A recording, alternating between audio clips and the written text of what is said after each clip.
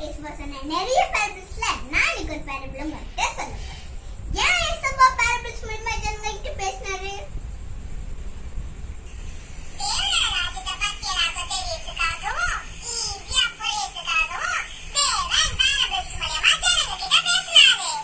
ஓ அப்படியா voice? Thank you voice.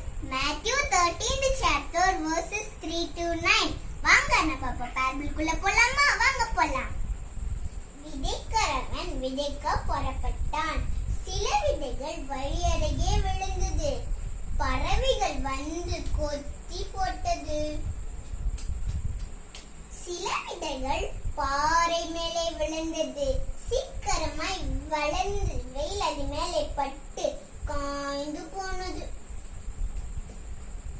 சில விதைகள் முள்ளுள்ள இடத்தில் விழுந்தது. முள்ளுங்கள் சீக்கிரமாய் வளர்ந்து நொறுக்கி போட்டது. சில விதையோ நல்ல நிலத்தில் வளர்ந்தது. 100ஆகவும் 60ஆகவும்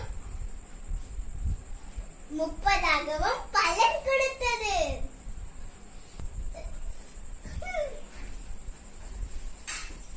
ஹாய் சோஃபி. ஹாய் ஷிகினா.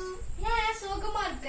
நான் பேரபிள் சொல்லிட்டே இருக்கேன். எனக்கு மீனிங்கே புரியல தெரியுமா? நான் சொல்லட்டுமா? சொல்லு. மீனிங் கத்துக்கலாமா? விதை தான் தேவனுடைய வார்த்தை. வழியருகே விழுந்த விதைகள் தான் தேவனுடைய வார்த்தையை கேட்டவங்க. அவங்க இருதயத்துக்குள்ள போறதுக்குள்ள சாத்தான் வந்து அதை எடுத்துட்டு போயிடுறான், அதாவது திருடிட்டு போயிடுறான். அடுத்தது பாறை மேல் விழுந்த விதைகள். பாறை மேல் விழுந்த விதைகள்னா தேவனோட வார்த்தை சந்தோஷமா எடுத்துப்பாங்க. ஆனா சந்தோஷம் ரொம்ப நேரத்துக்கு இருக்காது. அவங்க மன கஷ்டம் வந்தோடனே துக்கம் வந்தோடனே தேவனோட வார்த்தையை விட்டுடுவாங்க. அடுத்தது முள்செடியின் மேல் விழுந்த விதைகள். அவங்க எப்படின்னா தேவனோட வார்த்தை கேட்பாங்க, ஆனா அவங்க பண ஆசை இருக்கும், ஐஸ்வர்ய ஆசை இருக்கும், அதனால தேவனோட வார்த்தையை மறந்துடுவாங்க. ஆனா நல்ல நிலத்துல விழுந்த விதைகள் எப்படின்னா தேவனோட வார்த்தையை கேட்கவும் செய்வாங்க, மனசார நினைப்பாங்க, மகிழ்ச்சியாவும் எடுத்துப்பாங்க. அதனாலதான் 100ஆகவும் 60ஆகவும் 30ஆகவும் பலன் கொடுக்கிறது. சோஃபியா, உனக்கு புரிஞ்சுதா?